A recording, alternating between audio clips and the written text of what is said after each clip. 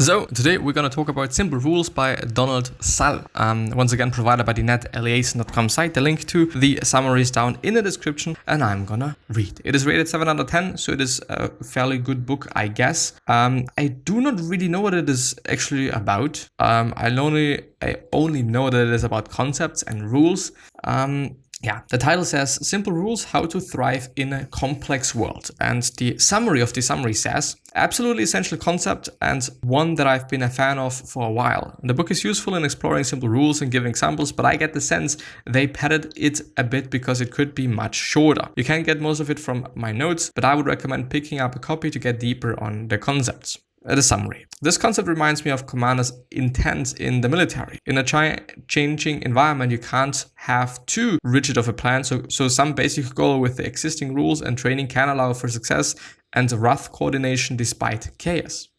There's a quote, simple rules work, it turns out, because they do three things very well. First, they confer the flexibility to pursue new opportunities while maintaining some consistency. Second, they can produce better decisions when information is limited and time is short. Simple rules make it fast and easy for people, organizations, and governments to make sound choices.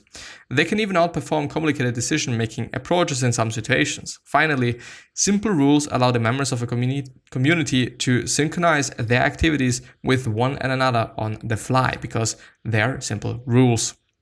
Common traits of effective simple rules. The first one, they are limited in quantity. There can't be too many or it is no longer simple. 3 rules for bird flocking.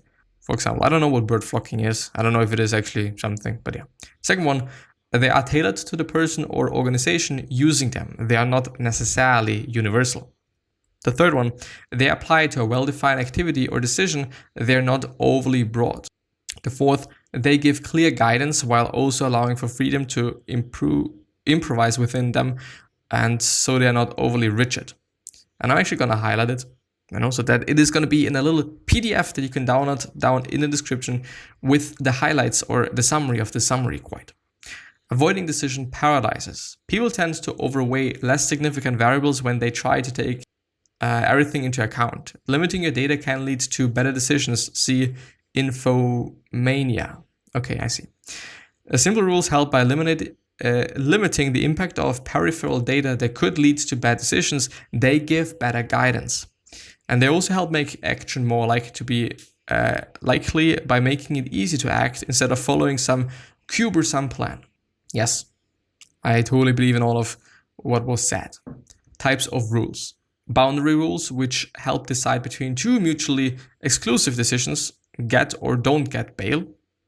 Prioritizing rules help rank available options, medical triage, startup cash, and whatnot. Stopping rules tell you when to reverse a decision, sell a stock and a relationship.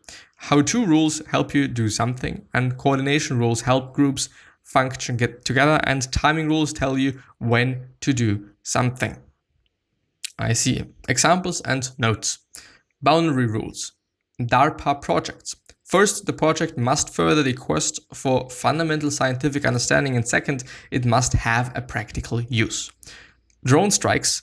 Does the target pose a continuing and imminent threat to the American people? ? Are there no other governments capable of effectively addressing the threat? ? Is there near certainty, that no civilians will be killed or injured? ? Only if the answer to all 3 of these questions was yes, would a drone strike be authorized. Interesting. Prioritizing rules. One Silicon Valley tech giant uses a simple prioritizing rule in deciding between 2 equally qualified candidates. All else equal, hire recruits referred by a current employee. I see. Thank you, Adobe, for fucking me. Company projects. The team came up with a handful of prioritizing rules, ranking projects according to whether they, first, remove bottlenecks to growing revenues, second, provided benefits immediately rather than paying off in the long term, and third, minimized upfront expenditures, and fourth, reused existing resources, which all I think make sense. I just want to have quick profits. This is not something that I really like, but I think this is just what companies have to do, and I can really understand that. Yes. Stopping rules. Investing. The secret weapon of Loeb's investing strategy was a simple but powerful stopping rule. If an investment loses 10% of its initial value, sell it. I see. Interesting. How-to rules. Constraints. She argues that truly... What is going on with my fucking thing there? I haven't had any problems in just really some time. She argues that truly original artists work by imposing constraints on themselves in terms of the subject they paint, materials they use, and artists they draw upon for inspiration. Monet, for example, purposefully limited his subjects, repeatedly painting pictures by the dozens of subjects like grain stacks and water lilies. This self-imposed constraint allowed him to focus on exploring how light changes, and his exploration helped spark a transition in the art world from presentation to impressionism. From representation to impressionism? Well, I'm not sure if it is called representation, or was it impressionism and then expressionism? I don't know. I just don't remember. Setting the stage for 20th century artists such as Picasso. Yes, Monet, really, really great artworks. For example, the pointillism that he was doing, I really like that. Constraints, their breakout album 2001's White Blood Cells, which is featured on many lists of the decade's best albums, follows 5 simple rules. First of all, no blues. Second of all, no guitar solos. Third of all, no slide guitar. Fourth, no covers. And fifth, no bass. These rules constrained the band to a box, but it was their box, and staying in that box helped enable their rapid-fire creativity. Yes, I do want to point out that having less options and having less available things you can be doing or whatnot can really be good for your creativity. You know, being in a certain space and trying to do the best with whatever you're having is one of the best things I think at my point of view, can do. Which is also one of the reasons why I often think that you don't need the best gear. You don't need those fancy pencils. You don't need those fancy watercolors. You don't need those watercolors. You don't need this fancy computer, because if you do have all of these things, then of course your capabilities are different. But if you don't have them, then you can still work in your box and make something fucking amazing with what you have.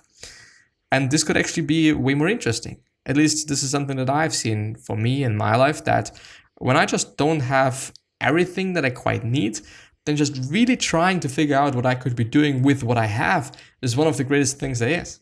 It's just so fun. At the prodding of the New York Times, Leonard published his simple rules of writing, which include avoid prologues, never use a verb other than said to carry dialogue, and try to leave out the parts that readers tend to skip. Which I think is a very good rule. You know, just don't do what they don't want to have. Coordination rules. Bird flocking. The 3 rules are: first of all, avoid collisions. Second of all, head in the same direction as your nearest neighbors. And third of all, stay close to your nearest neighbors. I don't know. Timing rules. Insomnia. Insomniacs can get a good night's rest by following 4 simple rules for when to sleep. The first is get up at the same time every morning, which turns out to be more crucial than a regular bedtime for establishing a restful sleep pattern. The second is avoid going to bed until you feel sleepy, even if this means hitting the hay later than you would ideally like. The third rule is do not stay in bed if you're not sleeping. And the final rule, which follows from the others, is reduce the time spent in bed. Yes. Because if you just spend a lot of time in bed doing whatever, then your body thinks that your bed is meant to just be for whatever. But if you're only sleeping in your bed, then your body knows, okay, if I'm in bed, then it's fucking sleeping time. There's nothing else that I'm gonna do. So, creating simple rules for yourself. The process of developing personal rules like its professional counterpart consists of 3 steps. First of all, decide what will move your personal needles and increase the gap between what energizes you and what stresses you out. Second of all, identify a bottleneck that keeps you from creating personal values. And third of all, develop simple rules that work for you. Questions to ask to find out what will move the needle. What aspect of your life do you most want to improve? What are the first 3 things that come to mind? What activities bring you the greatest happiness and sense of well-being? How could you spend more time on these? Which aspects of your life cause you the most fear, stress, or anxiety? How could you decrease these? If you look back in 5 years, what will you regret not changing? What will you regret if you look back from your deathbed?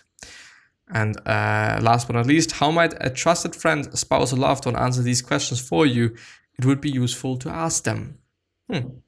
Very good things, I guess, because we're often overseeing things and not recognizing things and what not.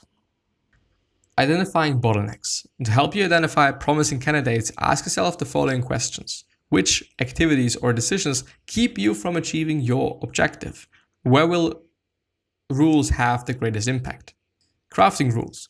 Look at everything you've done in this area and see what has moved the needle, what's been natural and what has been determinantal. Can you create rules to do more of what works and less of what doesn't? Or if you don't have data yourself, what does your research say you should focus on? By drawing on research advice from friends, past data, and your own experience, you can make better choices of the bottleneck and first cut rules. You want to make the rules as simple as possible to increase the odds that you will follow them. You can also limit your rules to 2 or 3, as we have seen elsewhere in the book, to increase the odds that you will remember and follow them. Examples. Snacking. Eat snacks from a small bowl and not the bag. From Brian Winsky's book. Don't stockpile snacks in the cupboard, his wife. And no desserts during the week, his experience. Dating. Send feelers before essays, only pursue her if you like to see her tonight, and avoid photographic red flags. Use an unusual greeting or ask her how it's going. Oh, I'm sorry. Charisma. Daniel settled on 3 rules to develop the charisma that comes from focusing intensely on other people. First, imagine a person you're talking to is the sympathetic star in a film you're watching. Second, carry yourself like a king. Calm, comfortable, and without excessive nodding, eyeing, and fidgeting. Even though I like that, and even though I think that is important, but well, anyway. Regal posture reduces the physical resentlessness that can keep people from fully engaging in conversations. Finally, make and maintain soft eye contact, which means relaxing your eyes and face when you look at someone. Rules for improvement. These are rules specifically for getting better at something. Poker. Avoiding the tilt led Raghu to a couple of how-to rules. One was never use a credit card for gambling, and another was bring to the casino only the cash that he could afford to lose. Raghu kept this money in his pocket, and when he lost that money, he was done. He also started focusing on the process, playing each hand well with regards to the odds. Focusing on the process, playing each hand... Rather than worrying about the results of whether he won or not, to stay focused on the process, he made it a rule to write an analysis of his play, regardless of the outcome, in a journal after every casino trip. Which I think is a very good idea, and I just like all of these things they have been talking about, and I think it is an amazing book, actually. Because rules in life are very important if you don't break them. Then they are just unnecessary and a waste of time and whatever.